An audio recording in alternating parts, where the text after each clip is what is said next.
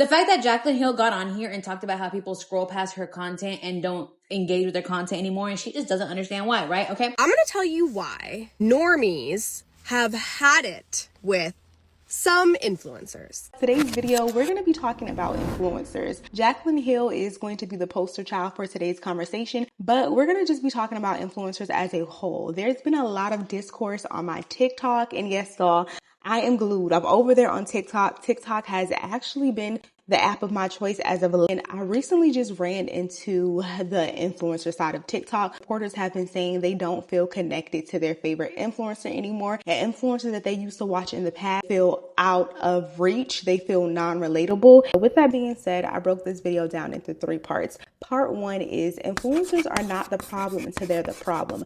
I truly feel like the content that we've been seeing online has been the same regurgitated content for the last 10 to 15 years. Influencers aren't doing anything different. We're seeing clothing hauls, we're seeing get ready with me's, we're seeing viral pranks, we're seeing public stunts, we're seeing all the same content. The only thing that's really different is the economic state of the world. Now, of course, you're gonna feel a type of way if your favorite influencer is doing a $12,000 or a $20,000 shopping haul. You don't got 2 pennies to rub together in your bank account. So I think that has made the switch. And then another component is a lot of us are growing. We're no longer 12, 13, 14, 15 years old. Of course, the content that we watched when we were 16, 17 is not going to be the type of content that we watch when we're 18 or 19 or even 30. Like, a lot of these people are growing with their audience, but it's rare that you can actually still feel connected to somebody after several decades. Okay, girl, so this video is not the video that started to make her fans look at her sideways or the video where they started to feel disconnected, but this was the video where there was a general consensus in her comment section where everyone felt like she just didn't get the point. There was multiple comments of people saying, see, this is what we're talking about. This is why we don't feel connected to you. How many faces do you have? Why do you have this much blushes? People were even going as far as counting her pockets, saying that this is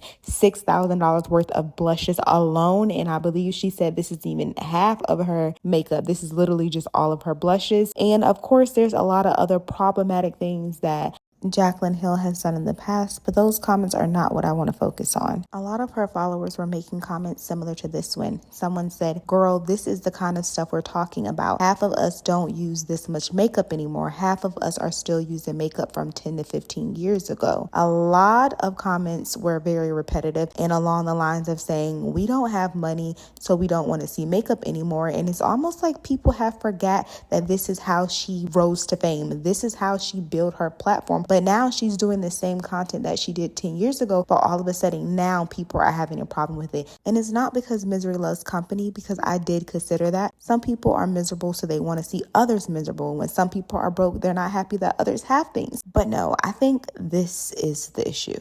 And personally, y'all, I like to shop, so I don't see anything wrong with this, but I feel like the masses see something wrong with this because we're in the middle of massive layoffs.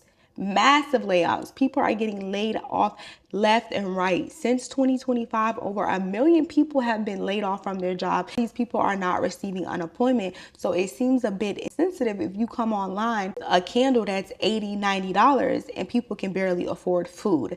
And I think that's the problem with the influencers. They're not reading the room. Poverty doesn't exist because we can't feed the poor, but poverty exists because we cannot satisfy the rich. And that's literally what's happening right now. The people in the top 1% of the world getting richer, and the gap between the rich and the middle class and the poor is widening because they're not satisfied. Like, they're literally not satisfied. And I think that's what's happening with influencers. It's not that we don't have enough resources. It's not that we don't have enough advocacy. It's simply because that's not her reality. So no matter how many times her fans beg her in her comments to understand where they're coming from and what type of content they want to see, she's not going to understand that because that's not her reality. She can post one video and make $20,000 off a brand partnership, whereas the average person has to work at least 6 to 7 months to make that type of money. And I think that's where the frustration is. Her fans are not mad that she has so much money because, like they said, there's influencers like Aaliyah Faze, Alex Earl that are just as wealthy, but they don't flaunt it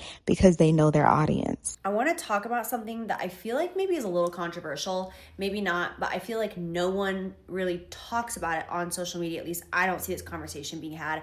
But I think about this every day. And this is coming from like an old school beauty content creator. I started on YouTube 14 years ago. Like, that is insane. I have been here for every single era, consistently uploading, downloading every new platform, like watch the birth of TikTok. You know, like I remember when Instagram became a thing. I was already on YouTube when Instagram became a thing, and I downloaded Instagram, and like it was like this new app, and we were posting the square photos. Like, I've been here for all of it. And I feel like we're in such a weird place on social media as content creators where I am like fighting. I feel like I am like trying to run through mud to connect with my followers at this point.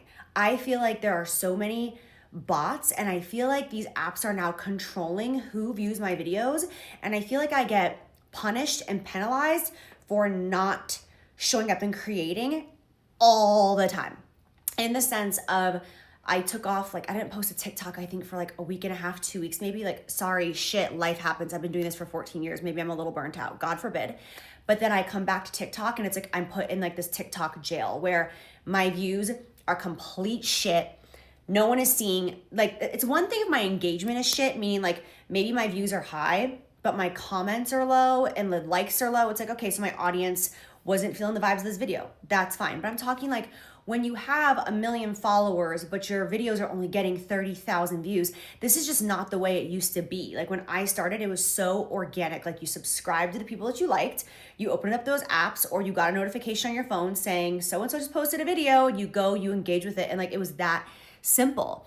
Now it's like, I put videos out there, and sometimes I just feel like I'm talking to myself. I'm like, where is my audience? And it's just, I feel like my audience is really on Instagram stories. Like, my girls are there for me on Instagram stories. Like, I really know who I'm talking to over there, but I miss the days of knowing who I'm posting my content for.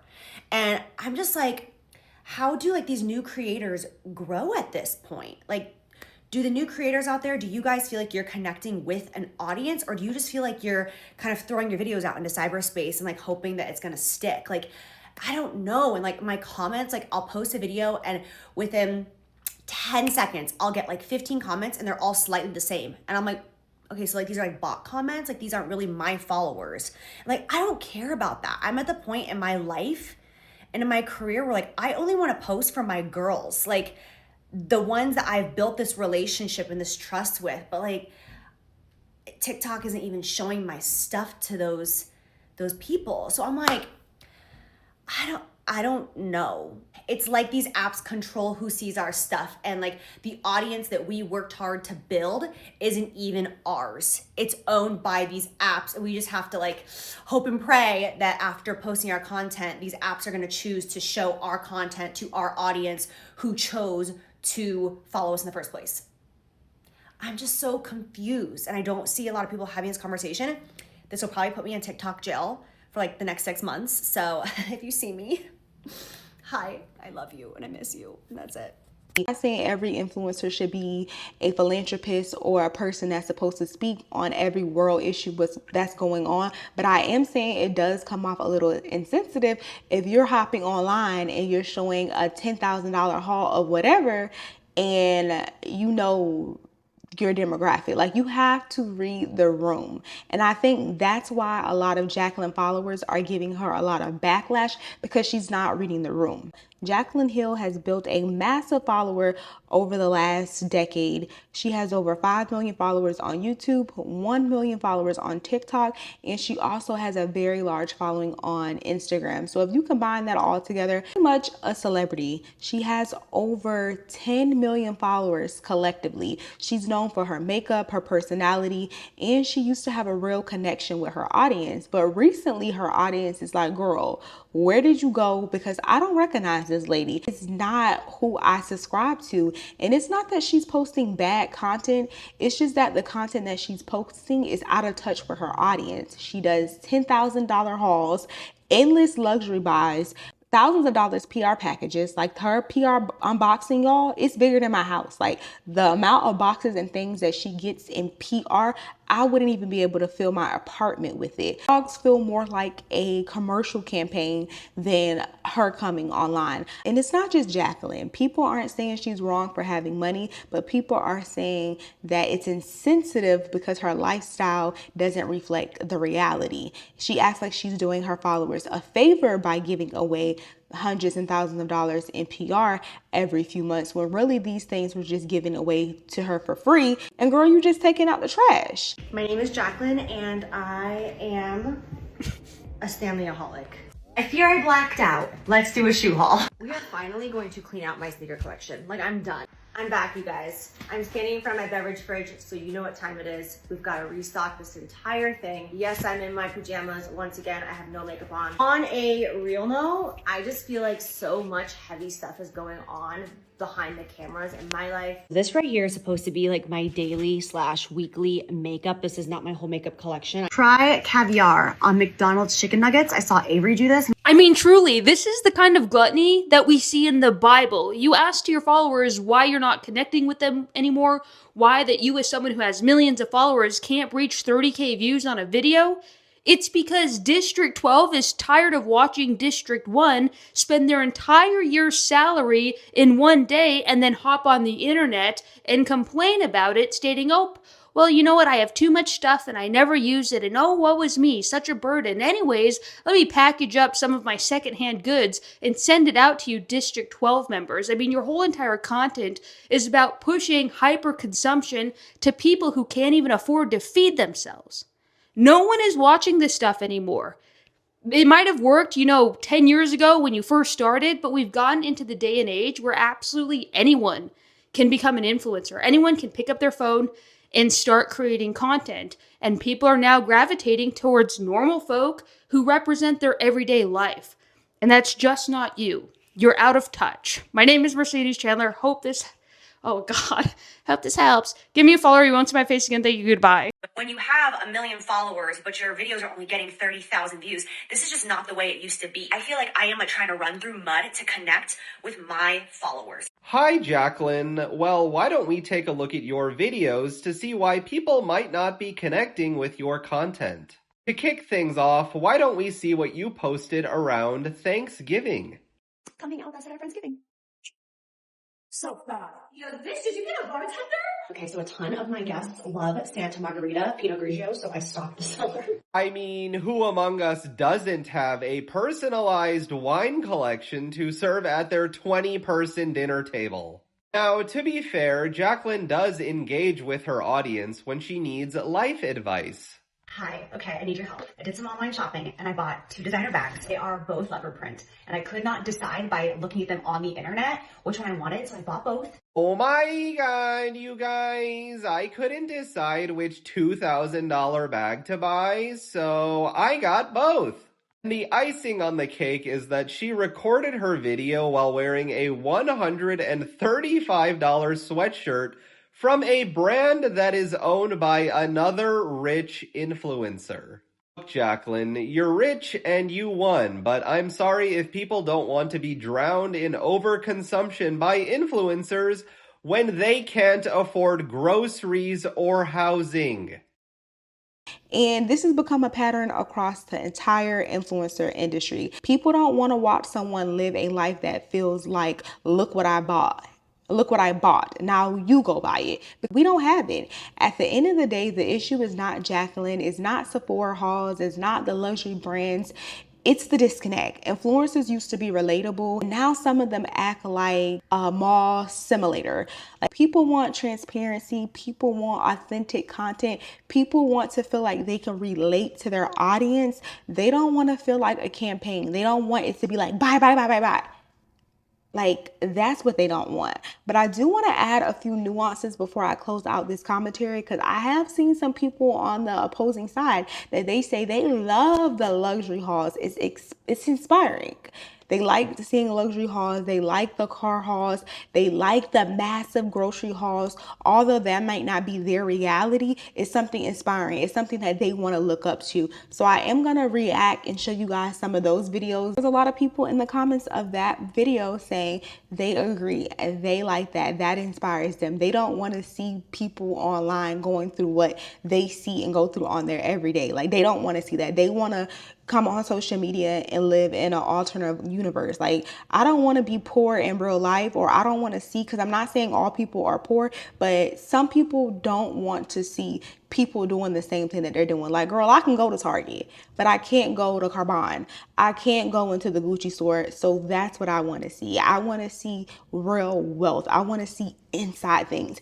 And I'm a little intrigued when it comes to that. I just never been into like material things, such as I like to watch a lot of travel content creators. Like, I remember I was stoked when I found out that they had full size bathrooms, and I regret that I didn't record that. The first time that I ever flew business class, they had a bathroom, like a full size bathroom, like a bathroom that's bigger than my bathroom in there. They have that on the plane. They have showers on a plane. When I found that out, I was shook, y'all.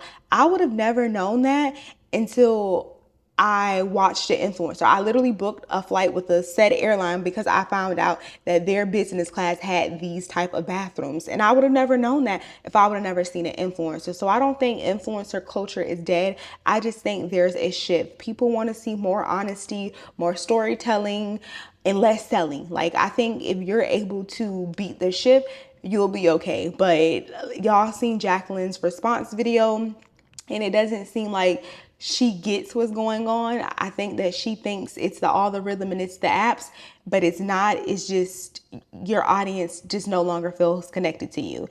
But yeah, that's the end of this video. Let me know how y'all feel about today's commentary. Do y'all feel disconnected from some of your favorite influencers? Or do you think this is just a regurgitated conversation? Because I do feel like every few months, this is propaganda that's pushed on social media. There was like a big movement maybe a year ago, when people were de-influencing, saying things that they hate about influencers. But y'all see that didn't work, because these apps are here to stay. Like TikTok, Facebook, YouTube, there's too much money in these apps for them to ever go anywhere. So it's either people evolve or you get left behind. But yeah, girl, I'll see y'all in my next commentary.